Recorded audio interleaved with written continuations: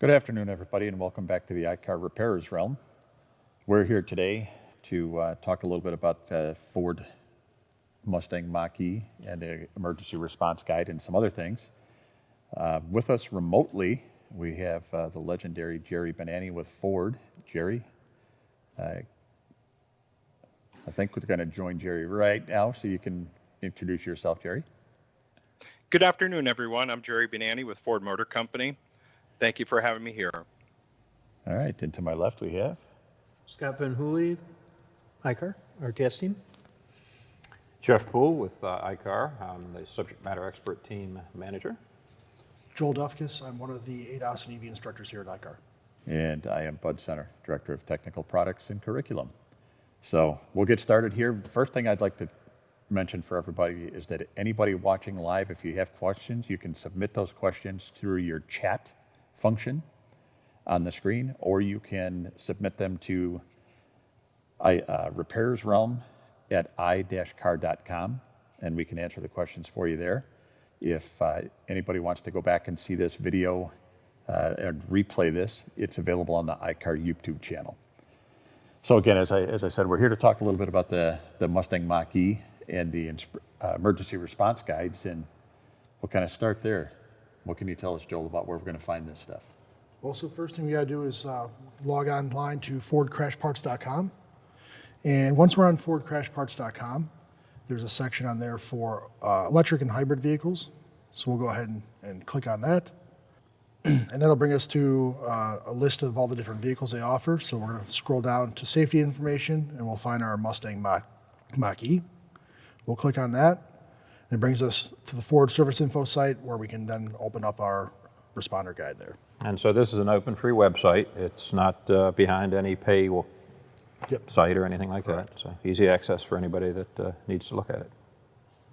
And even a quick Google search if you look for emergency responder guide, one of the first things is Ford Crash Parts, so it gets you right to there. Okay. So what kind of information are we going to find in there that is going to be relevant to this group? Sure. So first thing we're going to go over is high voltage safety in here. Introduction showing you how to identify a Mustang Mach-E if you haven't seen one before. So one of the main things they point out is it has the charge port on the left front fender, and then you'll find the Mach-E badges on the side. Then going through here, this high voltage safety, how to make sure that you're safe around these vehicles, because they definitely can cause some pain if you're not doing it correctly. So all the warnings and precautions about having the proper PPE and things of that nature. Correct. Which is always good to understand on the front end before.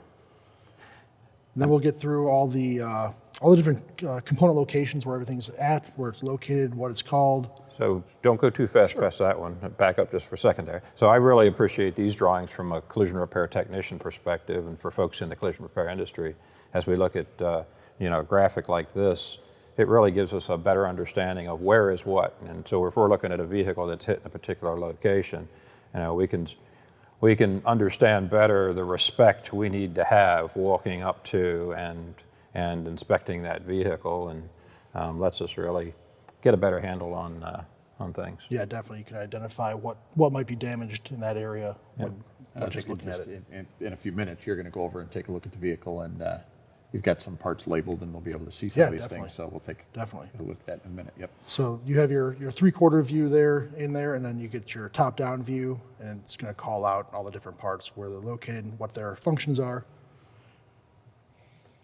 I think an observation you had shared with me was that there was just a slight difference in some of the terminology between this and workshop manual, but essentially as you read it, it's not that dramatically different. No, it seems like it's more of the Ford's terminology for some of their abbreviations and stuff. They're not on this guide. Versus I'll say the non-technical facing folks that this is more for someone who doesn't have that deep understanding that you're going to get into in the repair manual. Absolutely. And I think that's something you see even, in model specific, but even in that OEM specific, from model to model, it might be something different. It might use a different technology. So it's always good to reference, the different manuals and the emergency response guides for that vehicle, because you can't assume what it was called on one will be called the same on another, especially between OEMs on top of that. Correct. So as we start going a little bit further into the section here, we're going to get into the high voltage depowering. So how you go about depowering the system to make sure that our contactors are open and it's hopefully safe for us to work on. There's two methods they give us, and we'll go over those here shortly on the actual vehicle. Then further on down here, we have how to unlock the high voltage charge cord. So at times the charge cord is plugged into the vehicle. It can cause the contactors to be closed, which can cause high voltage to be active. And if there's an incident or something where the car can't unplug it, if there's an emergency release cable we can pull that out and make sure that's able to get out there so we can shut the car down properly. Great. And once again, when we get up to the car, I'll show you guys how to do that kind of stuff there. We get into the SRS system and the structure. So in here, we show where the airbags are, the location of all those. We have all the rest of our SRS components inside there. Once again, like Jeff said, it's a very good reference to see where that stuff's at and what might be damaged. We get to our seatbelts, and then we get into the structure here. Okay. So one of the things that we hear pretty regularly from collision shops and folks that are getting into the high voltage world fixing these cars is what's unique about the way I need to store these vehicles? Is there anything I need to know? And we start talking about, in some cases you need to have that safe area where you can store it outside, and, within our, I should say, with outside of X feet of other vehicles and things like that. What, I guess, what can you tell us about that? Sure. Some of the requirements there. So I will have to find it. There's actually calls out in here exactly, but that car shows up off the tow truck, and we want to kind of quarantine it outside somewhere so that it's not sitting inside your shop, because we could have these things we've kind of called battery concussions. There might be an issue that might not show up right away, but could manifest itself over time. So if we bring that car in immediately and let it sit inside the shop, if we do run into a thermal event, that'd be a bad time for the whole shop. So keep it outside, keep about 15, 16 feet clear around the whole vehicle. Make sure not up against something that's flammable, kind of out and open. And that's kind of one of the best quarantine practices. So I think there's a piece of that I'll say, qualifying the vehicle when it arrives. Did it get driven in? It's just got a small dent in the door or something like that. Your risk and your concerns are very low. Versus, as you stated, if it's coming off a flatbed and it has substantial damage, and I'll clarify that a little more.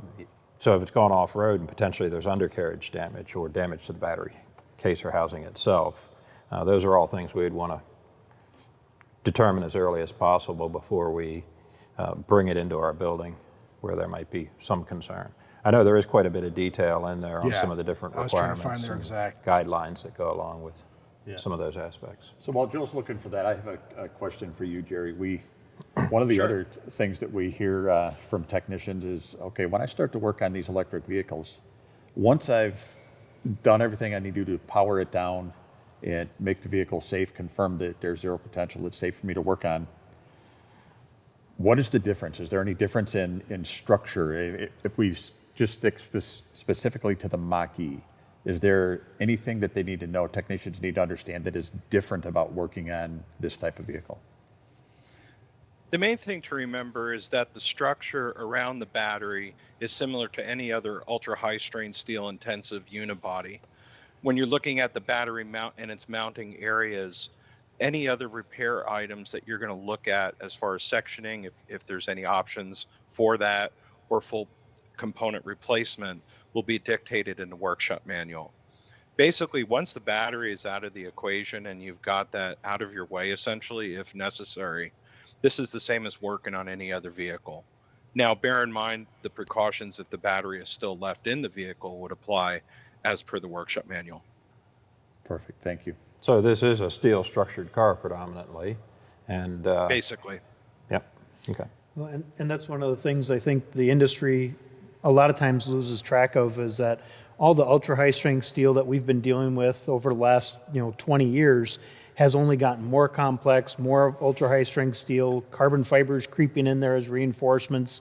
And so a lot of the lessons we needed to learn, when this first came out, is even more important today. So when you're working on these vehicles, you have to take into account that you're going to be running into some of that ultra high strength steel, especially around that battery, but throughout the whole vehicle. Or something as simple as a swapping a fender or replacing a fender, where you've got a charge port involved and things of that nature. You certainly are going to be dealing with some of that high voltage system.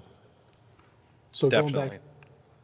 going back to the storage situation, I found the exact stuff inside here. So do not store a severely damaged vehicle with a lithium-ion battery inside a structure or within 15 meters or 50 feet of any structure or vehicles.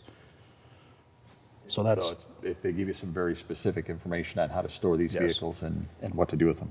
we want to make sure the key fob itself is also at least 16 feet away from the vehicle as well, because if it is within that range, the car could pick it up, and EVs can start kind of doing some stuff on their own if they sense a key nearby. All right, perfect. All right. Well, I think at this point we can probably go on to the Joel show over at the vehicle, and you can Sounds good. We'll take go a look at the vehicle. We'll go over some of the parts, and then we'll go over the disconnecting procedure on it. Very good.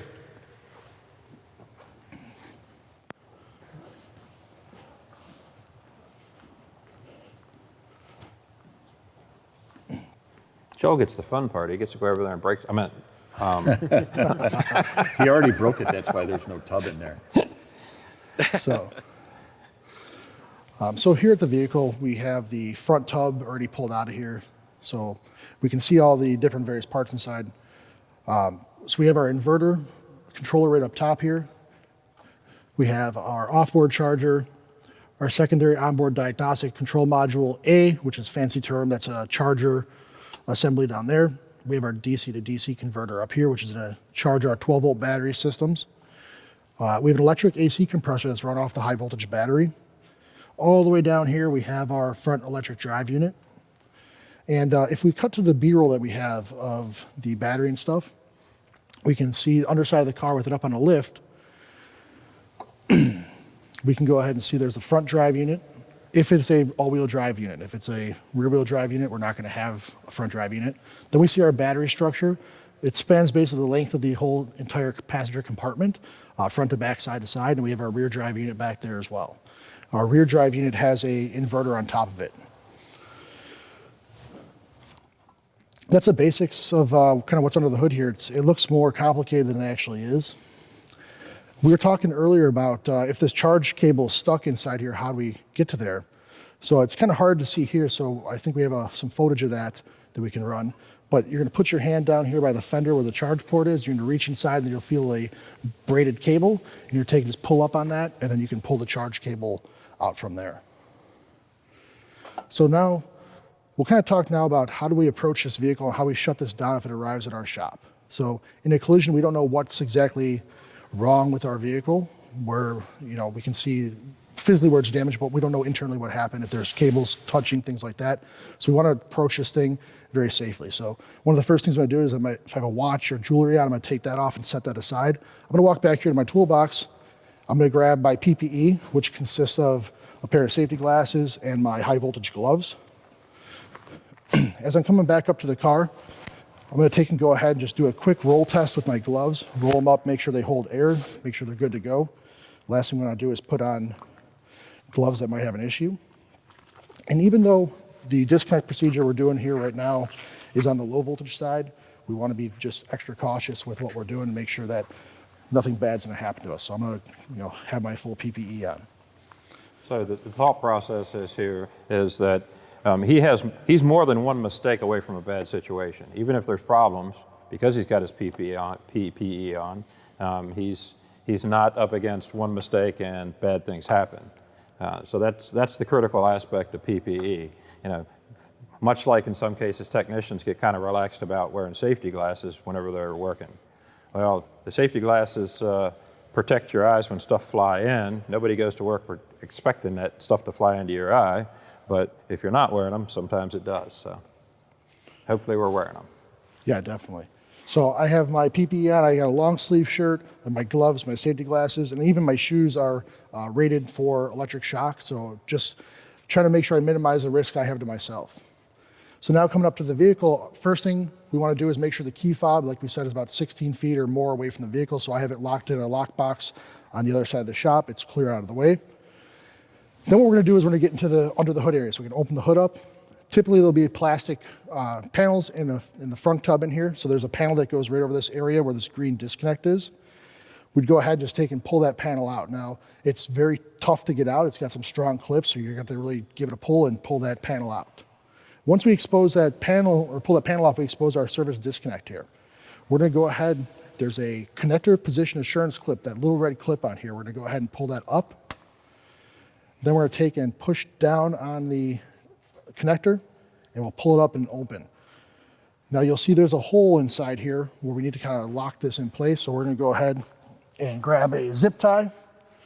I'm just going to run a zip tie through this to close this off. That way nobody can come by and close this on us in the future. Now before I'm halfway there now. At this point, I'm going to wait what the manufacturer recommends for the capacitor discharge time, which on this vehicle is 5 minutes. So I'm going to wait 5 minutes before I even start touching this vehicle. After that point, I can verify my zero potential on here and then continue working. All right, great. You know, looking under the hood of that vehicle with the tub out, you can start to appreciate the amount of room that's in there and how intrusive a collision would have to be to get to many of those modules that are in there. That doesn't preclude the fact that, the charge port on the fender places some cables running over that direction, but it minimizes, it would take a pretty involved hit in many cases to get back into much of those electronics on the front end. All right, perfect. So before we continue on, we have a couple of questions here that we'll go ahead and address first here. So the first question is, will the key fob need to always be stored 16 feet away from the vehicle during any repair process? And I mean, the pretty safe and simple answer is, yep, we need to store those key fobs away just to make sure As a that best nothing practice, happens. we should. You know, I know that there could be a lot of discussion around, well, what are you doing to the vehicle? Are you doing something very basic and simple where, you know, there may be very low risk? Well, that's hard to qualify and be really a case-by-case basis. So best answer is just Bud put it, you know. Just Keep it always away. err on the side of caution. SOP. You know. And It's again, it goes back to your conversation earlier about nobody expects to get hit in the eye with something. You don't expect that vehicle to go live, but you know, if somebody grabs that key and they grab the wrong key, and they didn't realize, you know, you've got a problem. So, And I think especially if you're doing anything even remotely close to any of the high voltage circuits and things like that, you absolutely want that completely locked down and have processes in place to make sure it stays that way. Like you said, somebody doesn't grab the wrong key and things like that. But, you know, if you're doing a replacing something on a door or something like that, and you have to have windows up and down, there's going to be some exceptions to it. But if the electrical system is involved in any way, shape, or form, it absolutely should be powered down. yeah. So we've been talking a lot about the emergency response guide, but need to make it clear to everybody that when you're working on these vehicles, we need to be using the forward service information, not going out to the emergency response guide to get your information. Yeah. This is for an emergency type situation. We want to, if we're doing this in a workshop environment, we want to follow what Ford says to do on theirs and use FDRS to depower the system. I will say I'm very impressed by the amount of information that's in the emergency response guide. But of course, there's an abundance more in the workshop manual. And for our shop purposes, we absolutely want to turn to those resources. Yeah, this method will get the car shut down. Using FDRS actually shows you isolation values and everything else, so you can actually see and verify that, hey, this vehicle is shut down properly. I can see all that stuff.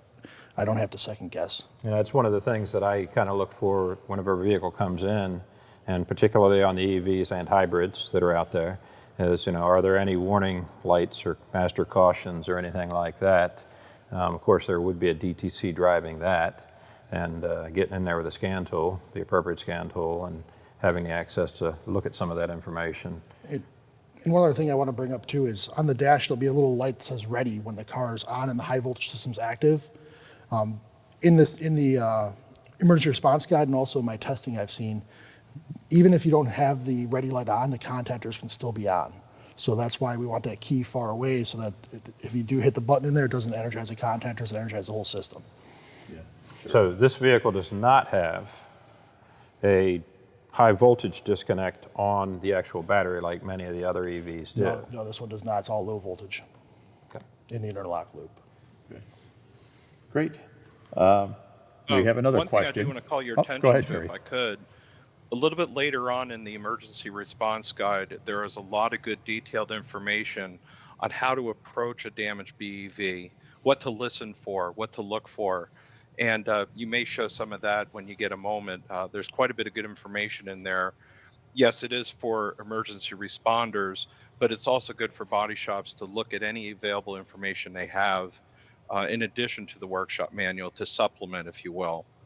Remember that there's a lot of good information, not only in the ERG, but also in the owner guide for other particular situations you may arise as a body shop estimator, manager, etc. So just a thought, if you guys want to go a little further on into the book, you'll see quite a bit of information on how to look at the vehicle, what to look for and listen for, particularly in the later chapter following the structure chapter that he showed earlier. Okay, great. So if you want to scroll to that, Joel, while we're answering the next question. I actually have something for that question. You do? I'll show you a picture. So Joel's ahead of me then. So our next question is the hood release in the traditional spot? And I have to admit, I have not looked at this vehicle. I assume it is, and if we switch but I over, haven't looked at it. yeah, if we switch over to my laptop here, we can see there is a traditional hood latch down there. It is different though. We're traditionally used to pulling the latch once and going underneath and finding the little secondary latch and lifting the hood up. This one, you actually pull it twice. You pull it once, it pops up the first time. You pull it the second time, it does the safety latch section. So there's no secondary latch under the hood. First time I went to open the hood, I pulled it once, I got out, and I'm like, hey, wait a minute, this isn't working. So then I went and I pulled it again. It's like, oh, okay, I get it. And then in addition to that too, on the touch screen, there's also an electronic release on the touch screen as well. Okay, great. Perfect. So coming down here, I'm going to open up that section that Gerry was talking about. Sure. Hey, when it comes to the EVs and hybrids out there, and not that we shouldn't have the same respect for our internal combustion vehicles, another one of the things I look for on a collision damage vehicle is I look at the coolant reservoirs. And are those coolant reservoirs full? Are they up to the, or are they low, or are they empty? Because that starts to become a red flag for us. So if, where did it go? And in our hybrids and BEVs, we have multiple coolant reservoirs too, not just one single reservoir. So if we switch back to my laptop here, we can see the section 5, which is about approaching a damaged electric vehicle. And I'll kind of zoom in a little more for everybody here. And basically going through the warnings. So one of the first things, like I said earlier, is making sure you have your proper PPE, make sure you have your gloves, you have boots on, make sure you remove any jewelry, watches, stuff like that, because it becomes a hazard, right? We're going to go through and follow the emergency response guide to isolate the high voltage system. Make sure water's not present. That's probably a good thing, right?